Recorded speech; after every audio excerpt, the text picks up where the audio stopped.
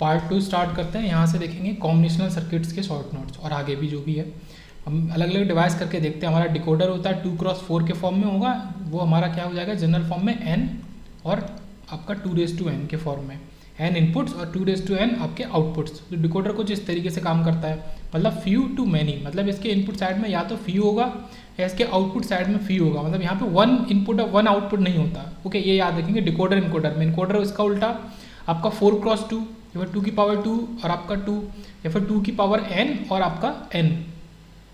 यहाँ पे क्या होगा, इनेबल पिन का भी हम इस्तेमाल कर सकते हैं। इनेबल पिन आप जैसे अलग से एक इनेबल पिन दे दोगे, यहाँ दे सकते हो, नीचे दे सकते हो, कहीं पे भी en, और जब तक इनेबल पिन आपकी इनेबल नहीं होगी, हाई नहीं होगी, तो फिर ये आपका डिवाइस वर्क नहीं करेगा।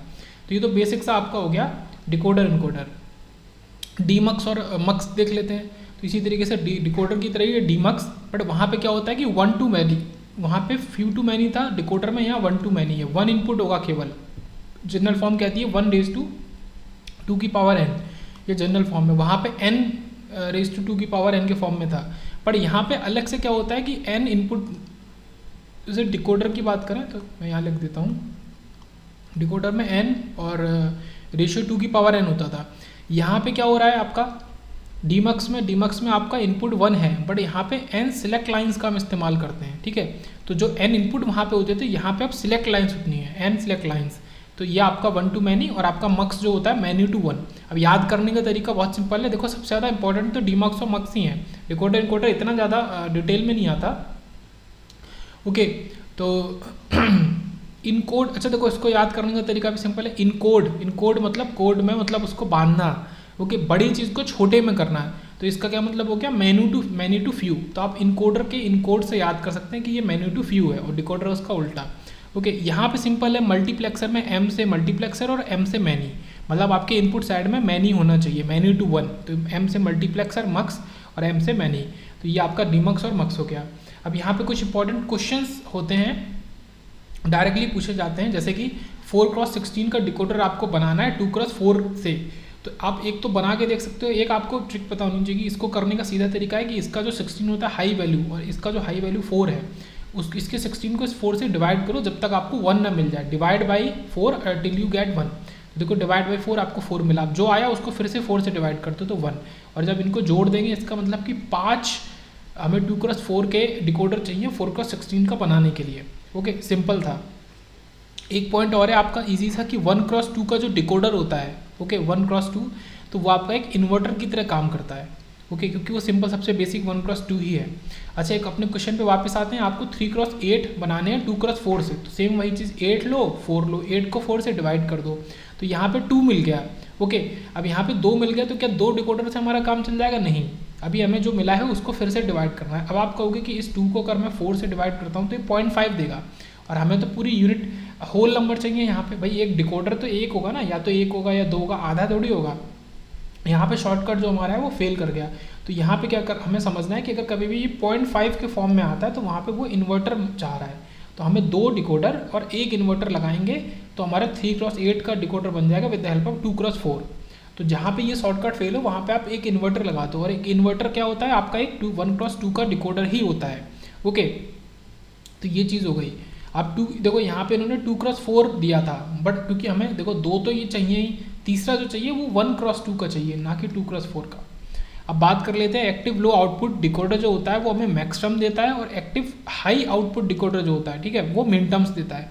तो मिनटर्म्स मतलब एसओपी, मैक्सटर्म मतलब पीओएस। तो हम नॉर्मली जो बात करते हैं ना डिजिटल के अंदर, के मैप बूलियन सब, ज़्यादातर हम उसको एसओपी लेके ही सॉल्व करते हैं। ओके, ये हमारा एक तरीके से बोला जाए कि ये ज़्यादा प्राइम है, इंपॉर्टेंट है, और पीएस फॉर्म या पाई या फिर मैक्सटर्म उतना इंपॉर्टेंट नहीं है। ओके, तो हमारा लेकिन वो कब मिलेगा, मैक्सटर्म आपको लो एक्टिव लो आउटपुट पे मिलेगा, मतलब जो डिकोडर आउटपुट देगा वो 0 के फॉर्म में देगा। मतलब क्या है कि जो आपका नॉर्मल डिकोडर 1 के फॉर्म में हाई होता है तो वहाँ पे वो 0 पे होगा। ये चीज़ हो गई। अब यहाँ पे देख लेते हैं कि इफ़ ओनली 2x4 डिकोडर अगर आपको चाहिए। अब अच्छा मान लो इसी वाले एग्जाम्पल में, ये जो एग्जाम्पल लिया था इसमें इन्वर्टर लिया था, वो कहे कि आप केवल 2x4 डिकोडर का इस्तेमाल करके ही 3x8 बनाओ, तो यहाँ पे फिर बाउंडेशन हो गई। यहाँ पे आप कुछ नहीं कर सकते, तो आपको 3 2x4 के डिकोडर लेने पड़ेंगे, जिसमें से एक कह सकते हैं कि भाई वो वेस्ट की तरह ही काम करेगा, उसका 50% ही इस्तेमाल हम करेंगे। ओके, फिर एक आपका न्यू डिवाइस आता है प्रायोरिटी इनकोडर। तो ये आपका इनकोडर है। एक तो पहली बात, इनकोडर मतलब मैनी टू फ्यू, मतलब आप ज़्यादा से ज़्यादा चीज़ों को बांध के छोटे में कर दोगे, तो ये इनकोडर होता है। इनकोड तो ये प्रायोरिटी इनकोडर है। यहाँ पे प्रायोरिटी कैसे होगी वो समझते हैं। यहाँ पे प्रायोरिटी आपकी D3 की सबसे ज़्यादा है, फिर D2, फिर D1 और फिर D0 की। इसको समझते हैं कैसे। एक इंपॉर्टेंट पॉइंट और है कि यहाँ पे एक पिन होता है V पिन। तो V जब तक आपका 0 होगा तो आपका ये सर्किट वर्क ही नहीं करेगा, ठीक है। आप इस पर कुछ भी दो, आपको ये 0 ही होगा और आउटपुट में आपको कुछ भी नहीं मिलेगा, वर्क नहीं करेगा। तो आपका V का हाई होना जरूरी है इस सर्किट को वर्क करने के लिए, प्रायोरिटी इनकोडर को वर्क करने के लिए आपका V का 1 होना जरूरी है। तो देखो सारे केस में आपका V 1 हो गया, अब आपका ये फंक्शन करेगा। इसका क्या मतलब है कि अगर आप केवल D1 पे इनपुट देते हो, जैसे हमने दिया 1 0 0 0, इसका मतलब कि वो D0 है, सॉरी D0 है ये पहला वाला, D1 नहीं, तो D0 मीन्स आउटपुट में आपको 0 0 मिलेगा। अब यहाँ पे समझो प्रायोरिटी का मतलब क्या है। अगर मैंने D1 पे 1 दे दिया, मैंने क्या किया कि अब मैंने इस तरीके का दे दिया, इसके आगे तो 0 दे रहा हूँ, बट यहाँ पे डोंट केयर, मतलब 0 भी हो सकता है 1 भी हो सकता है, ये है डोंट केयर। तो इस पर 1 दे दिया तो ये फिर फ़र्क नहीं करता, ये केयर नहीं करता कि आपका D0 क्या है। अगर केवल D1 मतलब हाई प्रायोरिटी वाली चीज़, जैसे यहाँ पे हाई प्रायोरिटी पे D1 है, तो ये हाई प्रायोरिटी वाली चीज़ अगर हाई हो गई आपकी, तो ये आउटपुट में D1 के हिसाब का ही आउटपुट देगा, जो कि ये 1, ओके, D1 से रिगार्डिंग जुड़ा हुआ 1 है, तो ये 1 देगा। तो वो केयर नहीं करता पीछे क्या है। इसी तरीके से अगर मैंने D2 पे 1 दे दिया तो वो पिछले 2 पे केयर नहीं करेगा, आप कुछ भी दे लो। मतलब इसका मतलब क्या है कि आप इसके बहुत सारे कॉम्बिनेशन बना सकते हो। कैसे, जैसे कि 0 0 0 1 1 0 1 1, और ये हमने लिया क्या D2 और D3 को लेकिन आपको 0 करना पड़ेगा। D2 को मैंने 1 कर दिया। अब ये जो पूरे के पूरे कॉम्बिनेशन है ना 4, इन चारों के लिए ही आपको आउटपुट में ये यही देगा 1 0 1 0 मीन्स 2, क्योंकि D2 हम हाई ले रहे हैं। जैसे D2 हाई हो गया तो फ़र्क नहीं पड़ता कि पीछे के जो D0 D1 है वो हाई है या लो है। जैसे ही D3 हाई हो गया, जैसे यहाँ पे D3 हाई हो गया, तो फ़र्क नहीं पड़ता पीछे हाई है या फिर लो है। ओके, तो ये प्रायोरिटी इनकोडर हुआ। अब मक्स वाले क्वेश्चन देख लेते हैं। मान लो आपको 4x1 का मक्स बनाना है 2x1 के मक्स से, तो यहाँ पे भी सेम वही चीज़ करी, इस 4 को 2 से डिवाइड किया, तो ये क्या देगा आपको 2 देगा। ओके, फिर 2 को 2 से डिवाइड करोगे मतलब आपको फिर से 1 मिलेगा। तो यहाँ पे 3 मक्स चाहिए हमको 4x1 के अगर बनाने हैं 2x1 से। ओके, तो इसका तरीका उस तरीके से नहीं करेंगे, दूसरे तरीके से करेंगे। कैसे, जैसे 4x1 का मक्स है वो बनाना है, तो आप इसको 2 की पावर में लिखो पहले, और उसको जितनी वैल्यू देगा उससे एक कम कर दो, माइनस कर दो -1, तो वो आपको दे देगा। तो ऑलवेज डू लाइक दिस। तो अगर आपको 4x1 का बनाना है तो 4 - 1 मतलब 3 आपको चाहिए। अगर आपको 8x1 का बनाना है मक्स तो आपको 7 चाहिए होंगे। ओके, जैसे यहाँ पे 8x1 का मक्स बनाना है तो आपको 2x1 से बनाना है, तो 2 की पावर 3 करो और -1 कर दो, तो ये आपको दे देगा 7। तो ये 7 चाहिए आपको। ओके, तो ये चीज़ हो गई। एक इंपॉर्टेंट पॉइंट इसी में और देख लेते हैं कि अगर वो बोलता है कि भाई 8x1 का मक्स बनाओ, बट आप 4x1 और 2x1 दोनों को इस्तेमाल करो। ओके, तो हमें यहाँ पे 2 तो चाहिए 4x1 और 1 चाहिए 2x1, तो केवल 3 मक्स से हमारा काम चल जाएगा 8x1 का, जबकि यहाँ पे केवल 2x1 में हमें 7 चाहिए थे। तो ये डिफरेंस है हाई ऑर्डर के मक्स को यूज़ करने का।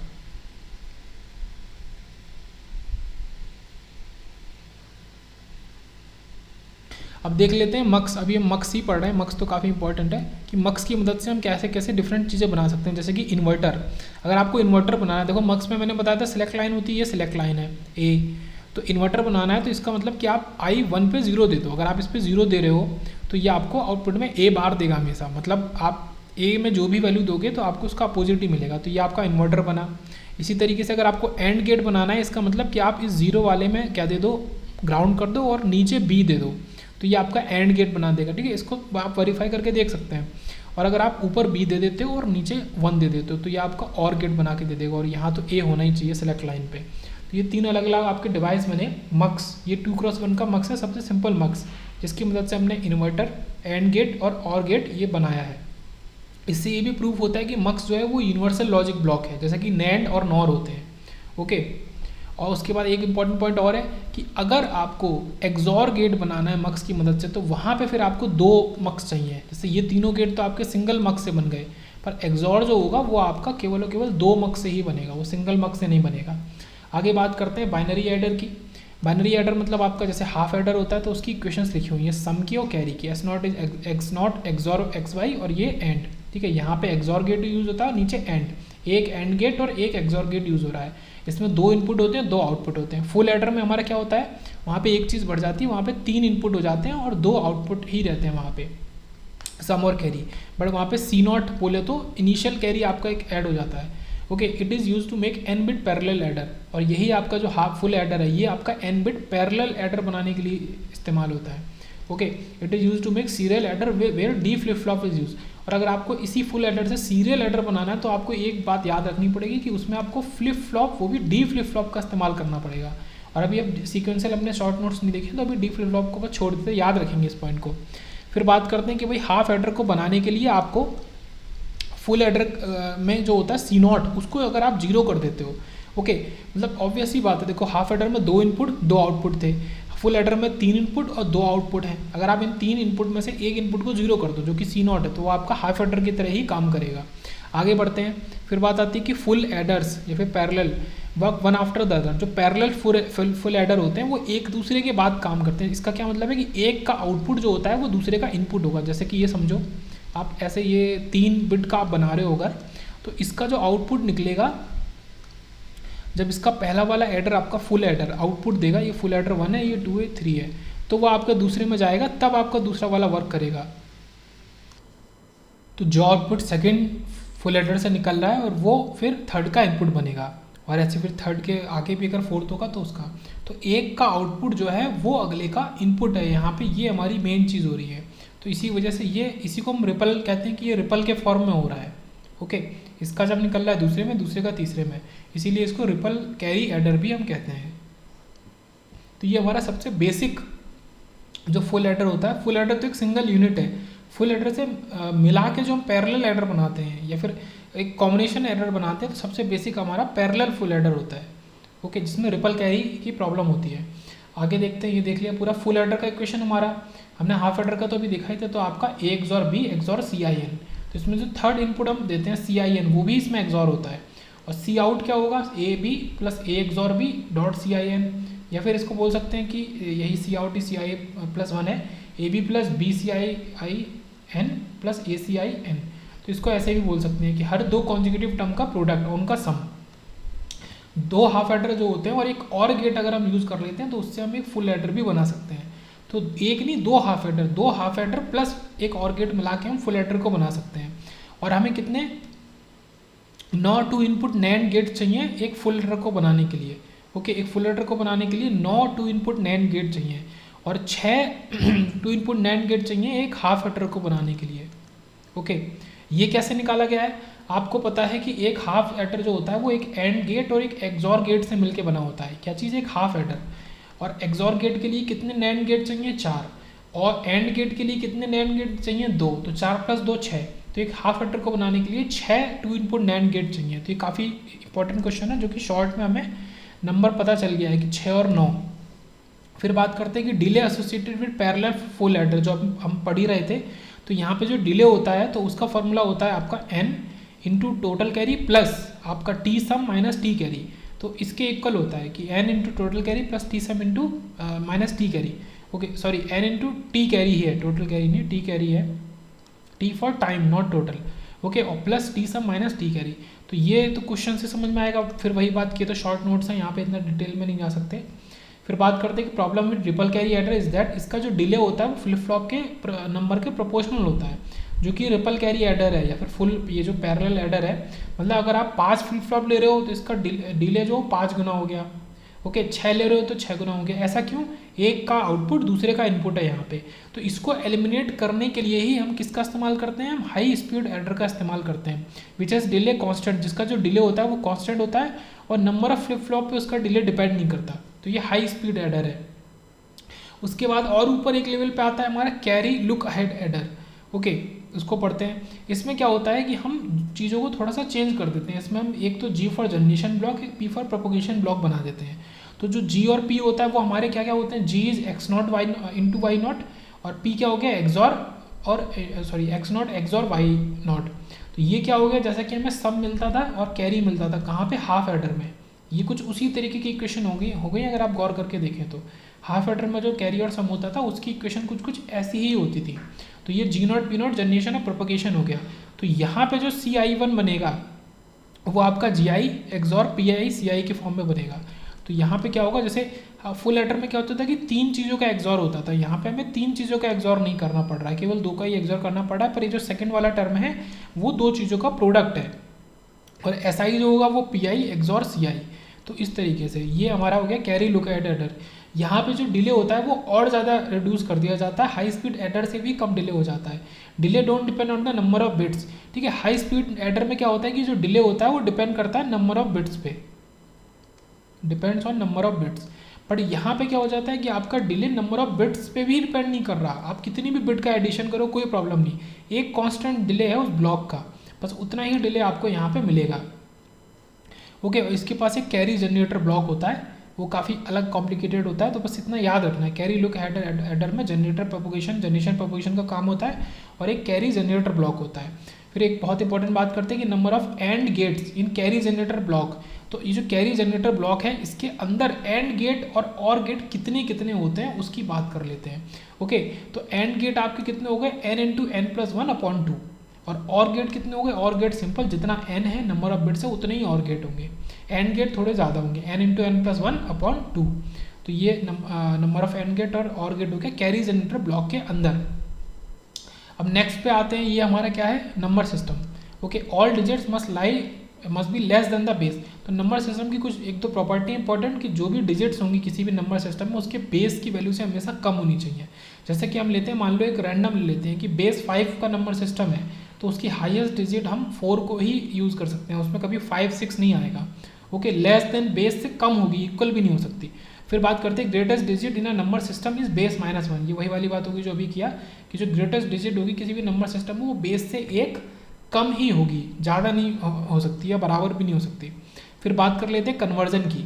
तो बाइनरी टू डेसिमल अगर हम कन्वर्जन कर रहे हैं तो हमेशा याद रखो कि इसमें ये 2 डेसिमल एक साथ आता है। आप इसको देखो, याद करने की ट्रिक है, जैसे डेसिमल 2 और 2 डेसिमल, इसको याद करने की ट्रिक भी बता देते हैं। जब आप डेसिमल 2 कन्वर्ट कर रहे हो या तो बाइनरी में या किसी में भी, फ़र्क नहीं पड़ता, तो इसमें डी पहले आ रहा है, मतलब आपको डिवाइड करना है, ठीक है। डेसिमल 2 और 2 डेसिमल, ठीक है, इसमें डेसिमल पहले आ रहा है तो आपको डिवाइड करना है। तो यही ट्रिक है यहाँ पे कि यहाँ पे आपको डिवाइड करना है। और डिवाइड कितने से करना है, जिसमें आप कन्वर्ट कर रहे हो, जो आपका आउटपुट है उस आउटपुट का जो बेस है उससे डिवाइड कर दो, ठीक है। जैसे 2 से कर दिया, अगर आप डेसिमल से चेंज कर रहे हो ऑक्टल में तो फिर आप डिवाइड करोगे 8 से, ठीक है, ये 8 से ऐसे डिवाइड कर दोगे। तो ये चीज़ है। और सेकंड केस देख लेते हैं जो कि हमारा वापस से वही है, बाइनरी 2 डेसिमल। मतलब बाइनरी तो हम बेसिक ले रहे हैं, इसकी जगह आप किसी और को भी ले सकते हैं, ठीक है। ऑक्टल 2 डेसिमल, तो 2 डेसिमल जहाँ पे भी आएगा तो 2 डेसिमल, मतलब इसमें टी पहले, मतलब डेसिमल पहले नहीं आ रहा तो इसमें आप मल्टीप्लाई करोगे। तो बाइनरी को, ये तो आपका आउटपुट देगा, बाइनरी को आउटपुट आपका डेसिमल में मिलेगा, ये इनपुट है, तो जो इनपुट है उसको मल्टीप्लाई कर दो से 2 की पावर से।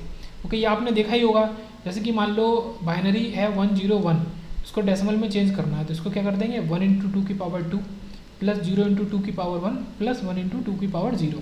तो ये आपने देखा ही है इस तरीके से। ओके, तो बाइनरी टू डेसिमल और डेसिमल टू बाइनरी कन्वर्जन कुछ इस तरीके से करते हैं। अब यहाँ पे लिखा भी है कि जो बाइनरी हमने लिखा है तो ये बेस कोई भी बेस हो सकता है, एनी बेस 6 हो सकता है, 8 हो सकता है, आपको उसी हिसाब से डिवाइड और मल्टीप्लाई करना है। फिर बात करते हैं कि जो परफेक्ट स्क्वायर्स होते हैं, एवरी बेस सेटिस्फाइज, उनके लिए हर बेस सेटिस्फाई करता है। For perfect squares every base satisfies, ये याद रखेंगे। फिर बात करते हैं कि इफ़ डेसिमल फर्स्ट डी, ठीक है, ये वही ट्रिक है कि अगर आपका डेसिमल पहले है, जैसे कि इसमें डेसिमल 2 है, ठीक है, डेसिमल 2 का अगर कन्वर्जन करना है, मतलब डेसिमल को किसी और में कन्वर्ट करना है, इसमें डेसिमल पहले है तो यहाँ पे आपको डी से डेसिमल, डी से आपको डिवाइड करना है। फिर बात कर लेते हैं कुछ कोड कन्वर्टर्स की, जैसा कि 3 to 8 जो डिकोडर होता है, हमने डिकोडर पहले ही पढ़ लिया, ये क्या है, फ्यू टू मैनी, इनकोडर क्या है, मैनी टू फ्यू।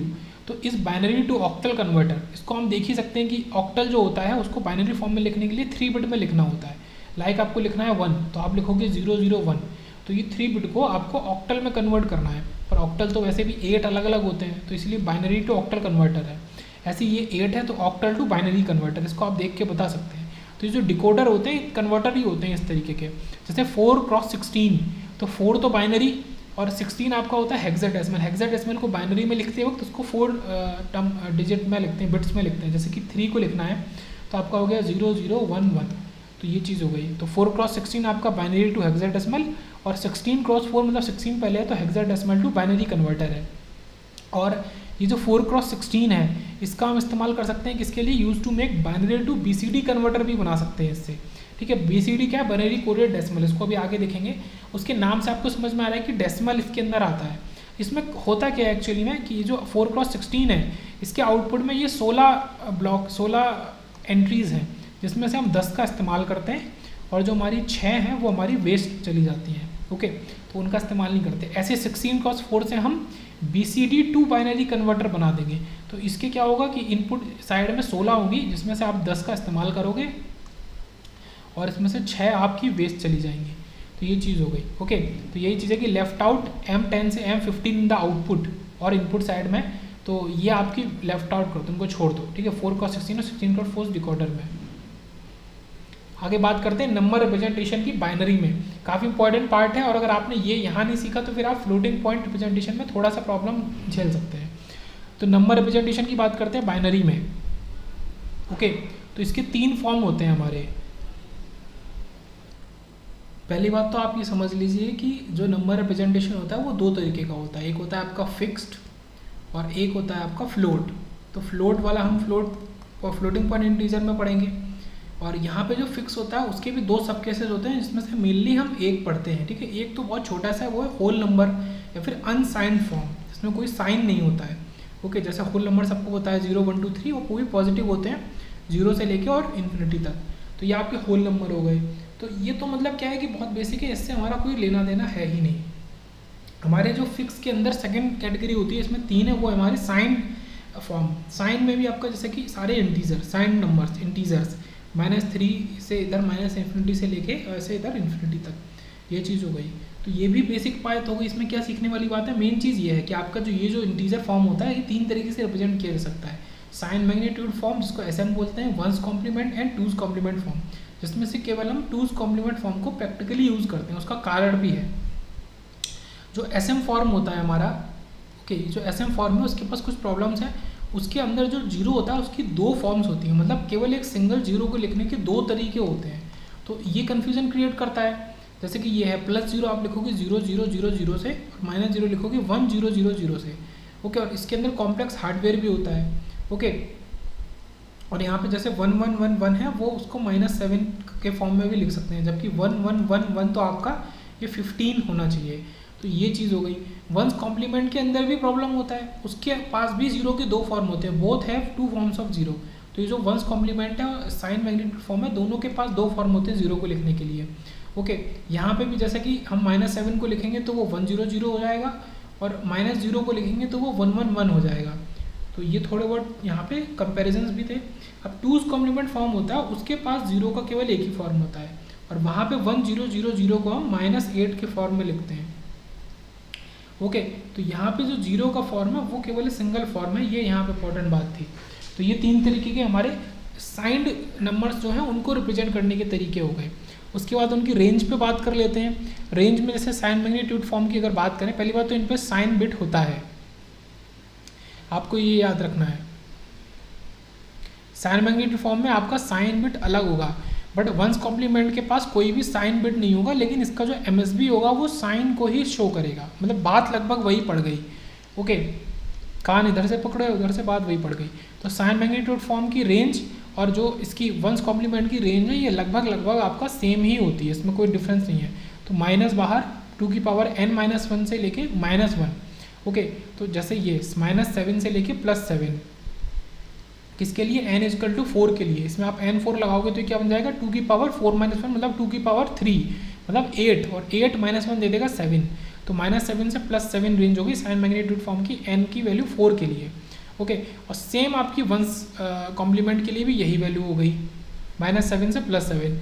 रेंज में चेंज कहाँ पे आता है, रेंज में चेंज आता है आपका 2s कॉम्प्लीमेंट फॉर्म में, ओके। तो पहले देख लेते हैं 2s complement form practically use in C language. मतलब जितना भी हम अपना मोबाइल कंप्यूटर में चीज़ें देख रहे हैं, ज़्यादातर जो बेसिक C लैंग्वेज पे बेस्ड है, तो उसके अंदर जो नंबर सिस्टम में यूज़ होता है वो 2s कॉम्प्लीमेंट फॉर्म यूज़ होता है। यहाँ पे 0 जो होता है उसका केवल एक ही रिप्रेजेंटेशन है, इसका ये फ़ायदा है। इसके अंदर भी कोई साइन बिट नहीं है, लेकिन जो MSB होता है वो आपका साइन को ही शो करता है, जैसा कि 1s कॉम्प्लीमेंट में होता है, ओके। यहाँ पे क्या है 0 0 0 0, इसका टूज कॉम्प्लीमेंट भी हमारा 0 0 0 0 ही रहेगा। इसका क्या मतलब निकल के आया कि जो 0 है उसका एक सिंगल फॉर्म है, 2 फॉर्म नहीं है। ओके, अब इसकी रेंज की बात कर लेते हैं। तो आप अगर देखोगे इसको मैं रेंज बनाऊँ n मैं बनाऊँ 4 बिट्स के लिए, तो ये -8 से लेके और +7 तक बनेगा। +8 तक नहीं बनेगा, जैसे वहाँ -7 से +7 तक बनता था, यहाँ पे दोनों सेम नहीं होंगे। यहाँ पे -7 अलग होगा, बस ये -8 अलग से आ जाएगा। क्यों?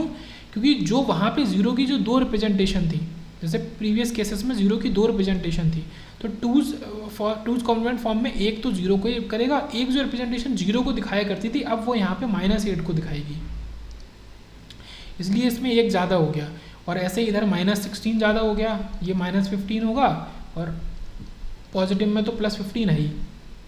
यहाँ पे ये भी कह सकते हैं कि -8 से लेके -1 तक आपका 8 नेगेटिव है, और 0 से लेके आपका +7 तक 8 पॉजिटिव है। 8 नेगेटिव 8 पॉजिटिव बराबर होने चाहिए। ऐसे यहाँ पे 16 नेगेटिव, -16 से लेके -1 तक, और 0 से लेके आपका +15 तक 16 पॉजिटिव। तो ये आपका हो गया। ओके, इसके फॉर्मूले में याद रखेंगे कि -2, यहाँ पे माइनस कुछ भी नहीं करेंगे, केवल -2 की पावर n-1 से लेके +2 की पावर n-1 -1, इसमें -1 करेंगे। तो ये इसकी रेंज हो गई। तो रेंज में क्या हुआ कि इधर माइनस वाले साइन में हम कोई भी चीज़ इससे माइनस नहीं करेंगे, ये याद रखेंगे। ओके, आगे देखते हैं example +49। Positive number is represented same in all 3 form. एक जो पॉजिटिव नंबर है +49, उसको तीनों फॉर्म में एक ही तरीके से दिखाया जाता है, ये याद रखेंगे। एग्जाम्पल -6 है, उसको अलग अलग फॉर्म में दिखाया जाता है। जैसे -6 है तो -6 का साइन मैग्नीट्यूड फॉर्म हो गया 110, और उसमें एक अलग से बिट दिखाई जो कि ये 1, जो कि साइन को दिखा रही है, माइनस साइन को। ओके, 1s कॉम्प्लीमेंट में भी हम लिखेंगे 4 बिट में ही, पर जो पहली बिट होगी वो उसी नंबर का पार्ट होगी, बट क्योंकि पहली बिट MSB आपको साइन को दिखाती है इसलिए 1 होगी, तो 1001। और 2s कॉम्प्लीमेंट में सेम होगा 1001 प्लस 2s कॉम्प्लीमेंट क्या होता है 1s कॉम्प्लीमेंट +1, तो इसमें +1 कर देंगे तो ये बन जाएगा 1010। तो 1010 जो रिप्रेजेंटेशन है वो इसका रिप्रेजेंटेशन है -6 का। तो आपने देखा कि एक नेगेटिव नंबर का रिप्रेजेंटेशन तीनों आपके जो अलग अलग कैटेगरी है तीनों में अलग अलग ही है, सेम नहीं है। एक इंपॉर्टेंट टॉपिक और देख लेते हैं जो कि साइन एक्सटेंशन का। ओके, उसको समझते हैं। इन 4 बिट की अगर बात करें, जैसे -4 है तो वो क्या हो गया 1100, पर अगर 8 बिट की बात करेंगे सेम -4 को जब आप एक्सटेंड करेंगे तो वहाँ पे आप 111 सप्लाई करेंगे, ना कि 00। ओके, तो इससे ये बात क्लियर होती है कि आप क्या चीज़ सप्लाई करते हो, जो आपका MSB होती है आप उसी को सप्लाई करते हो। ओके, तो फॉर पॉजिटिव नंबर्स के लिए आप 0 को सप्लाई करोगे और नेगेटिव नंबर्स के लिए आप 1 को सप्लाई करोगे, ये याद रखने वाली बात है। तो साइन बिट एक्सटेंशन की अगर इन जनरल में बात करें तो जैसे ये आपका 4 बिट का नंबर है x3 x2 x1 x0, इससे आप 8 बिट का बना रहे हो, तो इसका जो MSB है x3 आप इसी को सप्लाई कर दो, x3 x3 x3 x3, तो अब जो नंबर बनेगा वो 8 बिट का होगा। क्यों? अगर x3 पॉजिटिव है तो सभी को 00 सप्लाई कर दो, अगर x3 नेगेटिव है तो सभी को 11 सप्लाई कर दो। x3 का नेगेटिव होने का मतलब x3 1 है। ओके, उसके बाद देखते हैं कि a non zero number for which 2's complement of the number result in the same number has MSB equal to 1 and other bits equal to 0। एक नॉन जीरो नंबर है, नॉन जीरो नंबर है मतलब एक वो negative positive कुछ भी हो सकता है, उसके लिए जो 2's कॉम्प्लीमेंट का नंबर होगा for which 2's complement of the number जो रिजल्ट करेगा मतलब उससे जो निकल के आएगा इन द सेम नंबर वो सेम ही वैल्यू देगा। हैज़ उसके पास MSB जो होगी वो 1 होगी और अदर बिट्स जो होंगी 0 होंगी।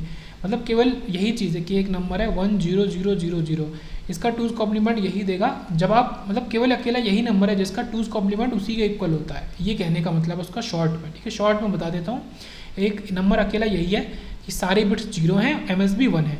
अगर आप इसका 2's कॉम्प्लीमेंट करोगे तो आपको सेम मिलेगा केवल इस नंबर के लिए। अब देख लेते हैं कंडीशन ऑफ ओवरफ्लो। ओके, उसके बाद सब्ट्रैक्टेड देखेंगे पार्ट C।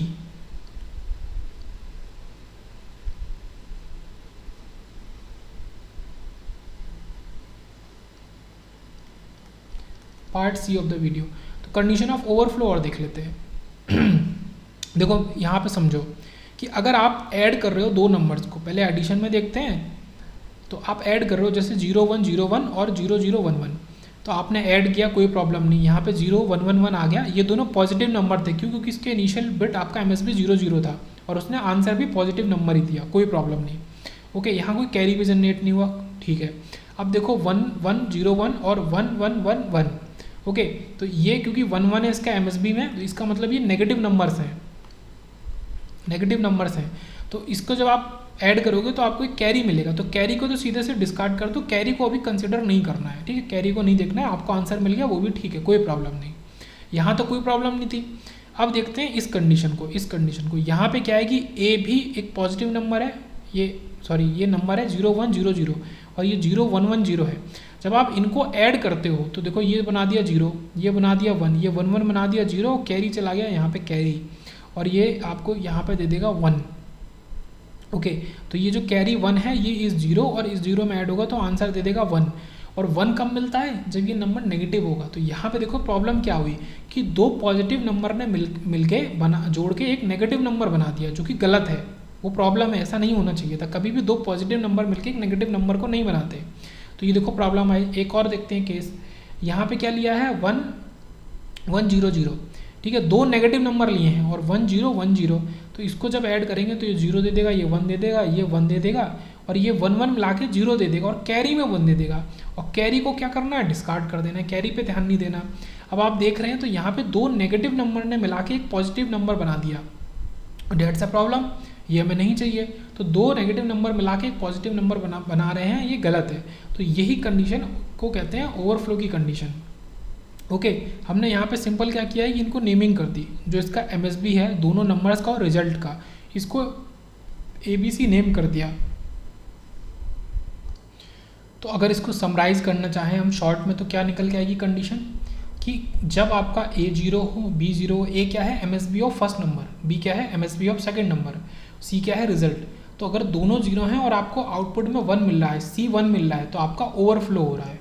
ऑब्वियस सी बात है कि आप दो पॉजिटिव नंबर को ऐड कर रहे हो और आपका आउटपुट मिल रहा है नेगेटिव नंबर। इसी का अपोजिट अगर आपका A1 है, B1 है और आपको आउटपुट में क्या मिल रहा है 0, ठीक है, C जो मिल रहा है वो 0 मिल रहा है, इसका मतलब पॉजिटिव नंबर मिल रहा है। दो नेगेटिव नंबर को जोड़ के पॉजिटिव मिल रहा है तो ये भी प्रॉब्लम की बात है, तो ऐसा नहीं होना चाहिए। तो ये है कंडीशन ऑफ ओवरफ्लो, ओके।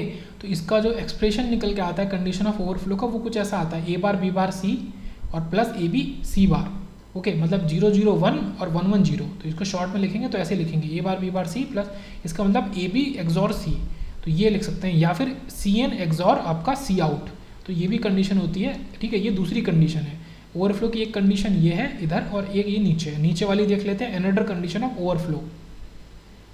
यहाँ पे क्या होता है हम कैरी को कंसिडर करते हैं, जैसे कि हमने ये नंबर जोड़े 0 1 0 1 और 0 0 1 0, तो आउटपुट दे दिया 1 1 1 और यहाँ 0 0 है, यहाँ तो कोई कैरी नहीं था, हमें आउटपुट में मिला 0 और C आउट भी मिला 0, ठीक है, कोई प्रॉब्लम नहीं, एकदम सब कुछ ठीक है। यहाँ पे कैरी इन कैरी आउट के इक्वल है, दोनों ही 0 0 हैं, ठीक है। कैरी इन क्या होता है, जो फोर्थ वाली एमएसबी टर्म के ऊपर चढ़ता है, इस जगह चढ़ता है, इस जगह कैरी इन, और कैरी आउट आपको जो बाहर मिलता है, ओके, नो ओवरफ्लो। अब बात करते हैं यहाँ पे, यहाँ में हमने लिया 0 1 0 0 और यहाँ 0 1 1 0, इनको जोड़ते हैं, ये दे देगा 0 1, ये दे देगा 1 1 मिला के 0 और एक कैरी चढ़ा देगा यहाँ पे, ये है C इन जो कैरी चढ़ गया ऊपर, और जब कैरी चढ़ गया तो ये आउटपुट में दे देगा 1 और C आउट जो होगा वो हमें मिलेगा 0, क्योंकि अब तो ये 1 यहाँ मिल गया। और इसने भी क्या बना दिया, सेम वही कंडीशन बना दी कि 0 0 दो पॉजिटिव नंबर ने मिलकर एक नेगेटिव नंबर बना दिया।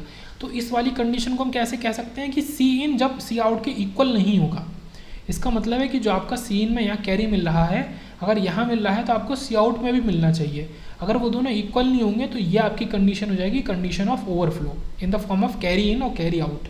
तो इसका एक्सप्रेशन होता है C इन एक्सॉर C आउट। तो यहाँ पे ये कंप्लीट होता है। पार्ट C में देखेंगे सब्ट्रैक्टर से।